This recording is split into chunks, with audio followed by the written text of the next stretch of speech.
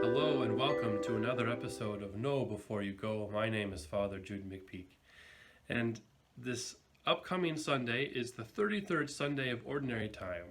Now, this is close to the end of the liturgical year because the following Sunday we have the Feast of Christ the King, and after that we enter into Advent. And so the end of our liturgical year is approaching us. We're coming to the last readings in the cycle of the lectionary.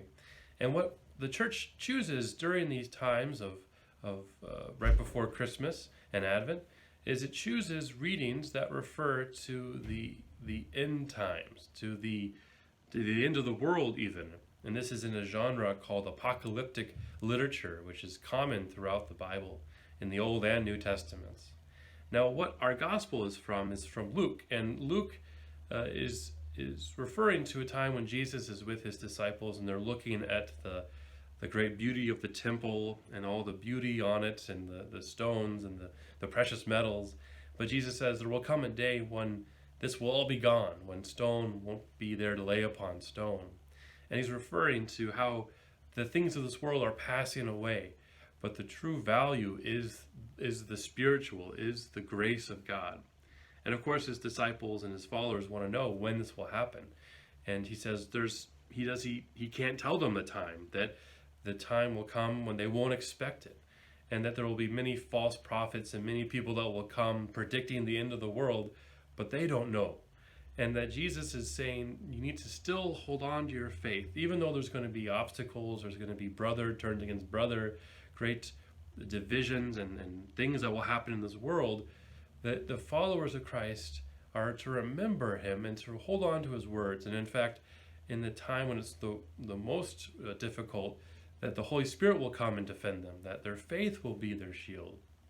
And indeed, even in our first reading from the book of the prophet Malachi, we have Malachi referring to the day that is coming, that is going to blaze like an oven, when all the proud and all evildoers will be stubble, and that day the Lord will set them on fire, leaving neither root nor branch.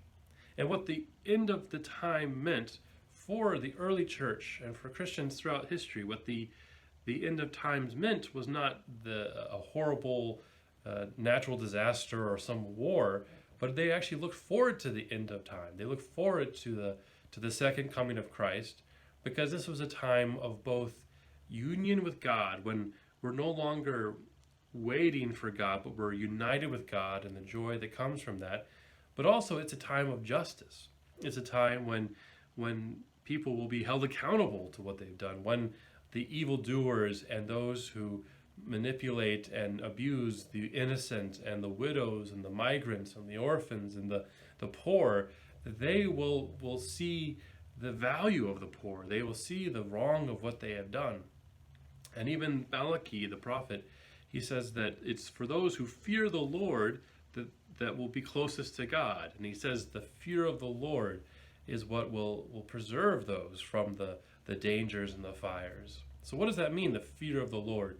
Well, most of us, when we hear that, we think of it as a negative thing. We think fear of the Lord is a bad thing, like fearing that God will punish us or that God will smite us or do something like that. But no, when the scriptures and even the church refers to the fear of the Lord, it's referring to rather a greater love of God and a greater appreciation of God, almost an awe of God. And in fact, fear of the Lord is better described as fearing things that will keep us separated from God, and even a detachment from worldly things that take away our focus from God. So the fear of the Lord is really not wanting things to get in between God and ourselves, and not wanting to get attached to things that lead us away from God. And when we have the gift of the fear of the Lord, it instead allows us to appreciate the great infinite beauty and vastness and omnipotence and omnipresence of God. But also this gift of fear of the Lord also helps us to see our own sins and to see our own struggles, and to see that those things are not of God, and that we're meant to try to avoid these things in our life. And even when we think of our relationship to God, it helps us to be vigilant to avoiding these things as well. So the scriptures say that the beginning of wisdom is fear of the Lord. What it's saying is really not letting things get in between God and us, which is really what our gospel is all about the end of times, about the reality, what's most important in life. And that, what is that? It's God and loving others. It's loving God and loving our neighbor, loving them as ourselves. And even Pope Francis, this last summer, he spoke about the gift of the fear of the Lord, and he says this. He says, "This is the fear of God, abandonment into the goodness of our Father who loves us so. This is what the Holy Spirit does in our hearts. He makes us feel like children in the arms of our Daddy, with the wonder and joy of a child who sees himself served and loved by his Father. Therefore, the great gift of the fear of the Lord is really about our intimate relationship with God. It's about avoiding those things that keep us from God and holding on to God even in the most difficult of times. So as we continue to pray and to work and to continue on our journeys, let us continue to appreciate the greatness of God, and let us look forward to that time when we will see him face to face."